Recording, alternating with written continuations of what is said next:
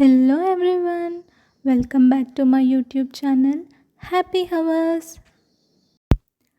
ఈరోజు మనం రాడిష్తో చట్నీ ఎలా చేసుకోవాలో చూసేద్దామా. మామూలుగా రాడిష్ని చాలామంది ఇష్టపడరు, కానీ ఒకసారి ఇలా చట్నీ ట్రై చేయండి. రాగి సంగటిలోకి అయినా రైస్లోకి అయినా చాలా బాగుంటుంది. మరి లేట్ చేయకుండా ప్రాసెస్లోకి వెళ్ళిపోదామా. ముందుగా ప్యాన్ పెట్టుకొని కొంచెం ఆయిల్ వేసుకొని రాడిష్ పచ్చిమిర్చిని దోరగా ఫ్రై చేసుకోవాలి. డయాబెటిక్ పేషెంట్స్ ముల్లంగి తీసుకుంటే షుగర్ లెవెల్స్ అనేవి తగ్గుతాయి. రాడిష్ వల్ల అసిడిటీ, గ్యాస్ట్రిక్ ప్రాబ్లమ్స్ తగ్గిపోతాయి. ఇప్పుడు మిక్సీ జార్లో కొన్ని పల్లీలు,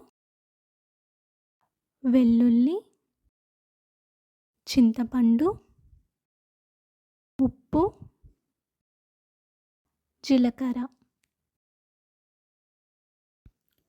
ఆల్రెడీ మనం ఫ్రై చేసి పెట్టుకున్న రాడిష్ పచ్చిమిర్చి ముక్కల్ని వేసుకొని కచ్చాపచ్చాగా ఫ్రై చేసుకోండి.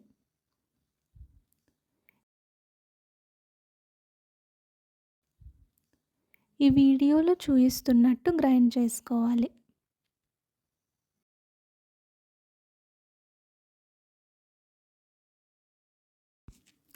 ఇప్పుడు అదే ప్యాన్లో కొంచెం ఆయిల్ వేసుకొని ఆవాలు,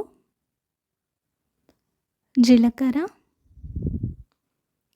ఎండుమిర్చి, కరివేపాకు,